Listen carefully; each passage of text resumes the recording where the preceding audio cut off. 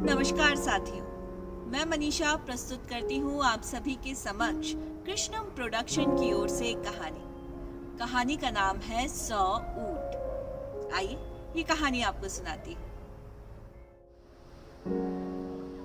ये कहानी है राजस्थान के एक छोटे से गांव में रहने वाले घनश्याम की। घनश्याम जो है वो बहुत परेशान रहता था। उसकी परेशानी का कारण था उसकी समस्या। उसकी एक समस्या समाप्त होती तो उसके जीवन में दूसरी समस्या आ जाती। दूसरी समस्या अभी खत्म नहीं होती कि तीसरी समस्या आ जाती। और तो और जी, तीसरी समस्या जो है उसका निदान नहीं मिलता था, लेकिन उसके जीवन में चौथी समस्या आ जाती। इतनी समस्याएं कि वो इन समस्याओं के चलते परेशान हो गया था। कुछ दिन बाद उसे मालूम पड़ा कि उसके गांव में एक पीर बाबा आ रहे हैं अपने काफिले को लेकर। उसने सोचा क्यों ना वो पीर बाबा के पास जाकर अपनी इस समस्या का निदान प्राप्त करे। तो भाई अगले दिन सुबह हुई और वो सीधा उठा और पीर बाबा के पास गया। पीर बाबा के पास जाते ही बोला, पीर बाबा, मैं बहुत परेशान हूँ। मेरे जीवन से एक समस्या समाप्त नहीं होती कि दूसरी समस्या आ जाती है। दूसरी समस्या खत्म नहीं होती कि तीसरी समस्या आ जाती है।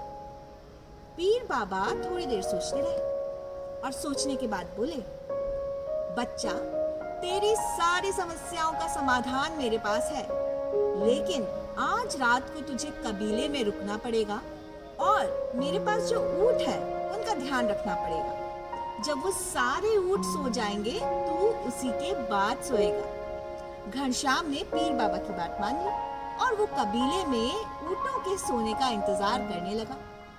उसके बाद क्या हुआ ये आपको बताती हूँ। तो जी आगे यूं हुआ कि घनश्याम जब कबीले में ऊंटों के पास पहुंचा तो देखता क्या है कि वहां 100 ऊंट हैं। अब जैसा कि उसे पीर बाबा ने कहा था कि उन ऊंटों को सुलाने के बाद ही वो जब सोएगा, उसके बाद ही बाबा उसे उसकी परेशानियों का हल बताएंगे। अब भाई 25 ऊंट सोते तो 25 ऊंट खड़े हो जाते, फिर 25 ऊंट सोते तो बाकी के 50 खड़े हो जाते।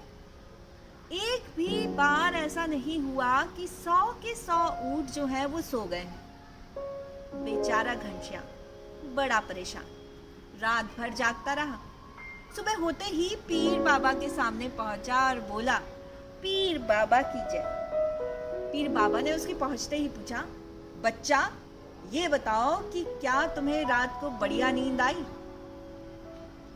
कैसे आती जी, कैसे आती? उसने बताया कि रात भर बाबा ऐसा हुआ कि 25 ऊंट सोते, 25 खड़े हो जाते, 25 फिर सोते तो 25 फिर खड़े हो जाते। पूरी रात ऐसे ही गुजारी है, एक पल के लिए भी आंखें बंद नहीं हुई। बस यही था वो जवाब जो पीर बाबा घनश्याम को देना चाह रहे थे।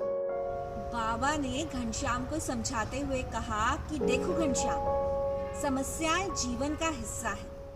जिस तरीके से एक ऊंट अपने आप बैठ गया, कुछ ऊंट थोड़ी देर बाद अपने आप सो गए, कुछ खड़े हो गए, इसी तरह समस्याएं भी हैं। कुछ समस्याएं ऐसी हैं जो अपने आप हल हो जाती हैं, कुछ समस्याएं ऐसी भी हैं जिन्हें प्रयास करने के बाद उनका निवारण या उनका हल निकाला जाता है, और कुछ समस्याएं ऐसी भी होती है जो समय के साथ साथ अपने आप ठीक हो जाती है। समस्याओं के आने से जीवन में आगे बढ़ना इंसान को कभी नहीं रोकना चाहिए। निरंतर प्रयास करने चाहिए और जीवन में अपने लक्ष्य की तरफ आगे बढ़ते रहना चाहिए। घनश्याम को पीर बाबा की बात समझ आ गई और उसने पीर बाबा के हाथ जोड़कर कहा कि बाबा, अब मैं कभी समस्याओं से नहीं डरूंगा।